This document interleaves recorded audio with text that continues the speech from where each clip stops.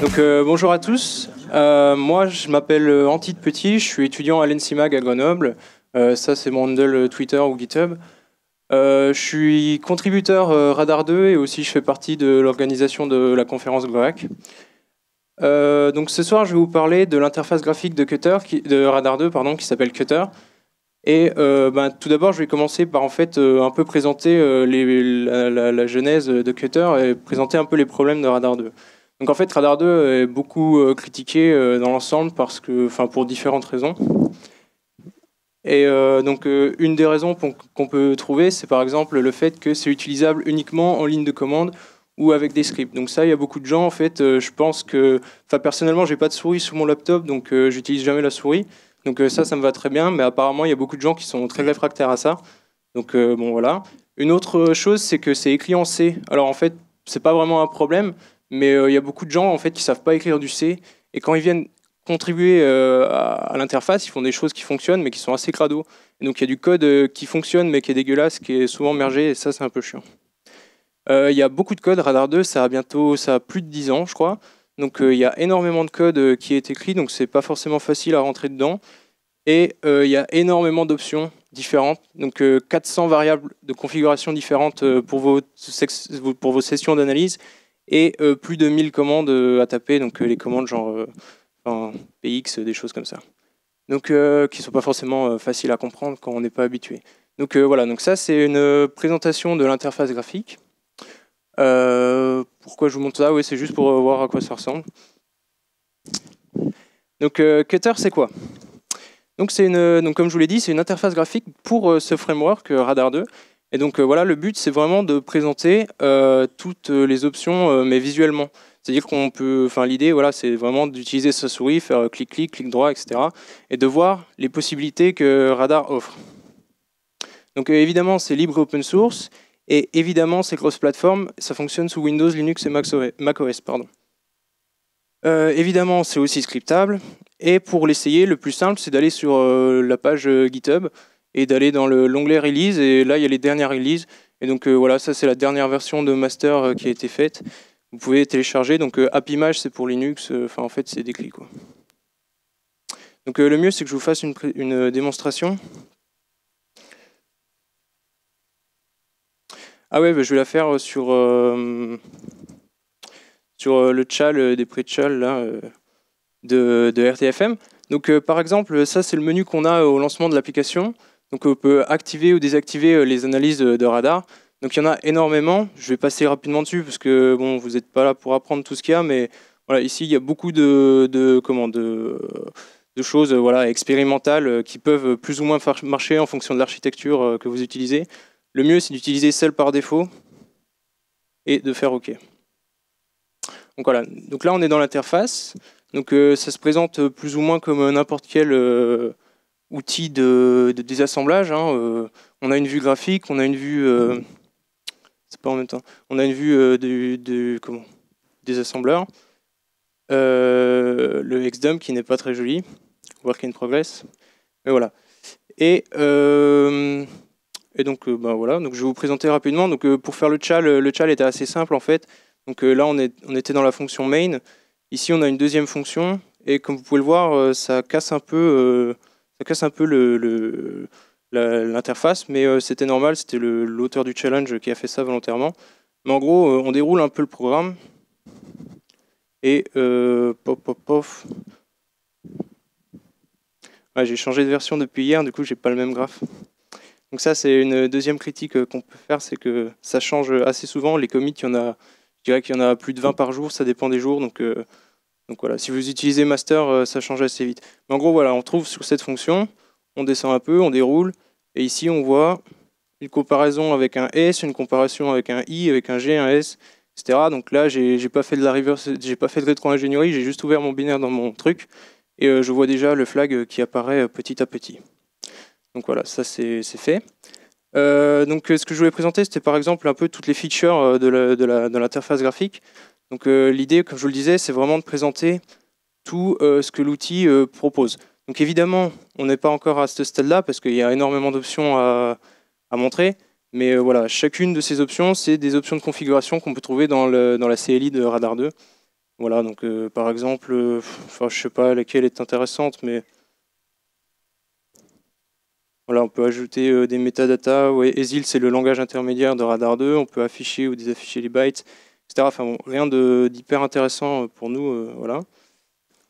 Ouais, évidemment, tout ce qui est comment thème, etc., on s'en fout. Voilà. Donc évidemment, on retrouve tous les widgets classiques, donc afficher toutes les chaînes de caractères dans un binaire, afficher les imports, afficher les types de variables, les relocks, etc. Donc en fait, le mieux, c'est vous cliquez sur Windows, et là, vous avez tous les widgets possibles, et s'il y en a un qui vous intéresse, vous cliquez dessus, et voilà, on voit ce qu'il y a dedans, quoi. Un widget que moi, je trouve intéressant, c'est celui-là. C'est pour les binaires C++, en fait, il y a le widget qui affiche les classes. Donc moi, je trouve ça plutôt cool. Parce qu'en fait, très rapidement, donc là, j'ai ouvert un binaire Qt. Et très rapidement, il suffit juste de cliquer, par exemple, sur la main window.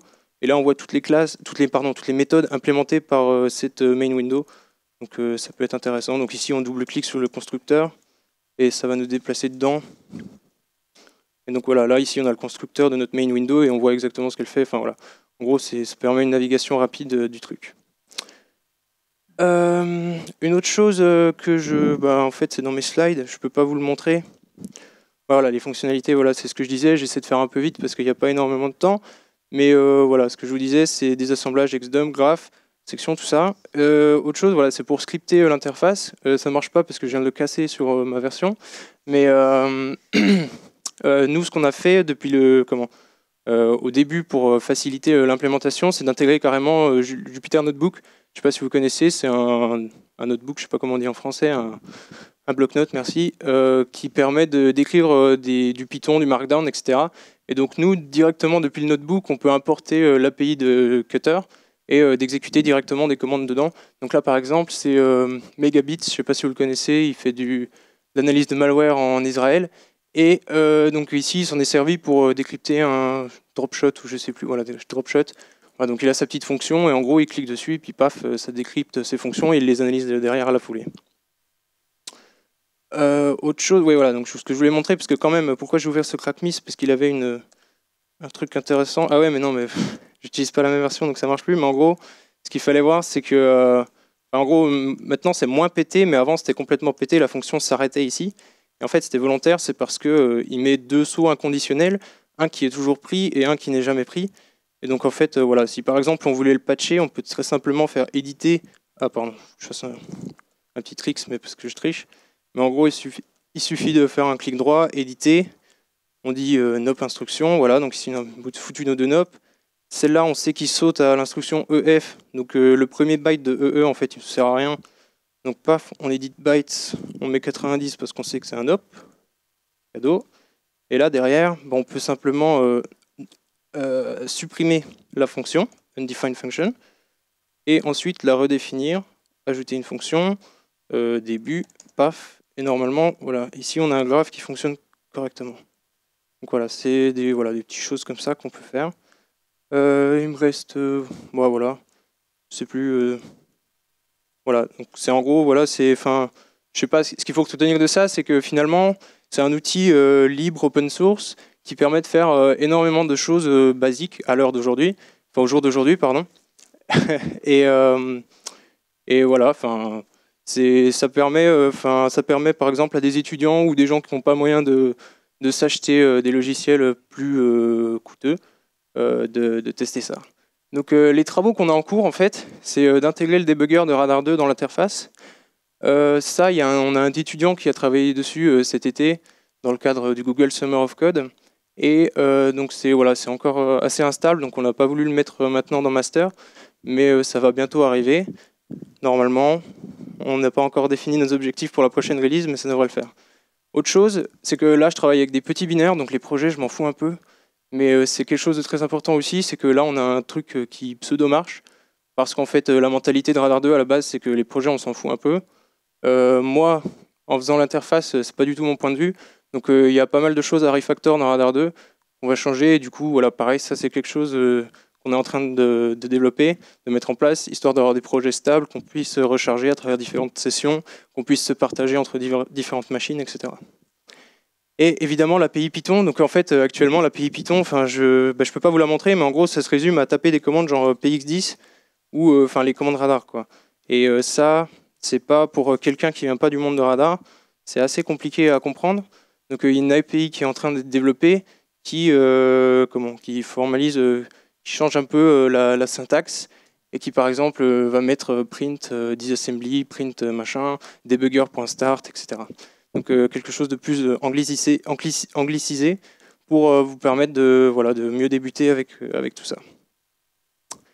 Donc voilà, vous pouvez, vu que c'est libre et open source, vous pouvez contribuer très facilement. Donc il y a plusieurs niveaux de contribution. Moi, celui que j'aime beaucoup, c'est juste télécharger et tester l'application.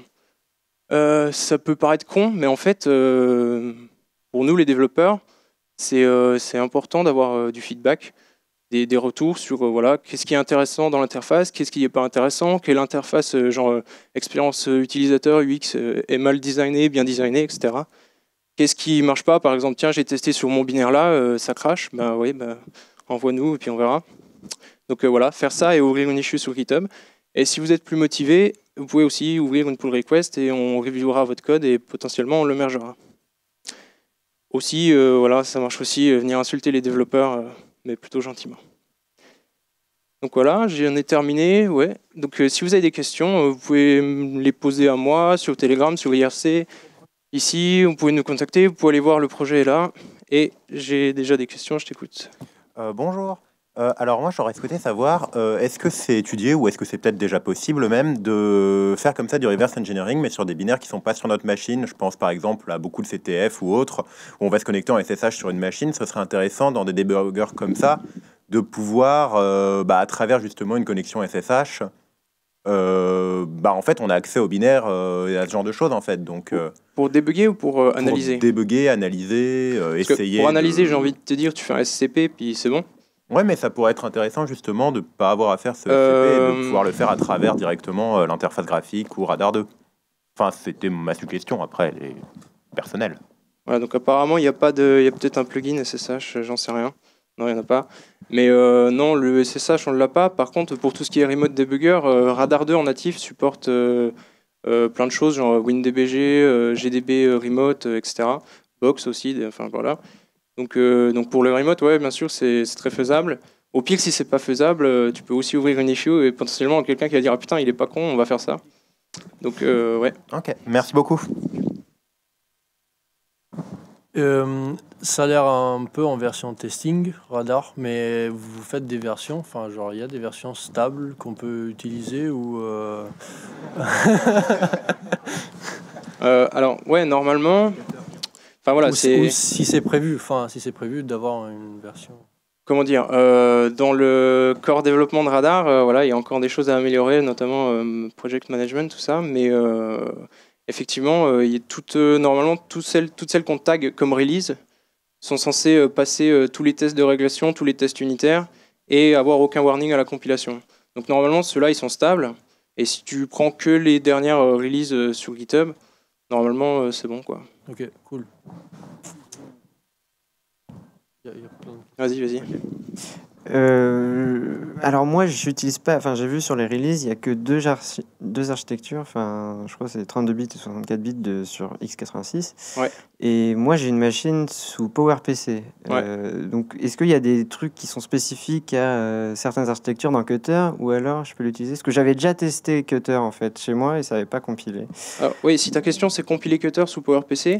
PowerPC, ouais. Nous, on ne le fait pas officiellement parce que je ne sais même pas si Qt tourne. Parce qu'en fait, il y a des dépendances. La dépendance principale, c'est Qt. Je l'ai peut-être pas précisé. Si, ça marche sur PowerPC. Bah, dans ce cas-là, pas de chance. Ouvre une issue, peut-être qu'on regardera, mais c'est pas notre priorité, quoi.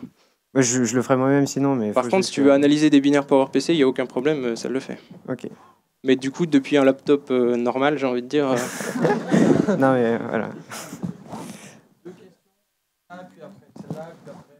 Bonsoir, je voulais savoir si tu souhaites faire un nouveau CPU par exemple, qu'est-ce qui est mieux? C'est de patcher directement Radar ou passer par le système de plugins, je crois. On peut faire des plugins à part. Ouais, en les fait, intégrer par la commande que tu as faite tout à l'heure, c'est ça? ouais, en fait, Radar, il a un système très pratique de... Justement, en fait, toutes les architectures sont codées en fait sous forme de plugins. Et donc, l'idée, c'est que c'est hyper facile de copier-coller le template et toi d'implémenter ta propre architecture. Et en plus de ça, on a des bindings pour quasiment tous les langages. Donc, si tu veux le faire en Python parce que tu n'aimes pas faire du C, c'est totalement possible, ouais. D'accord. Dernière question là.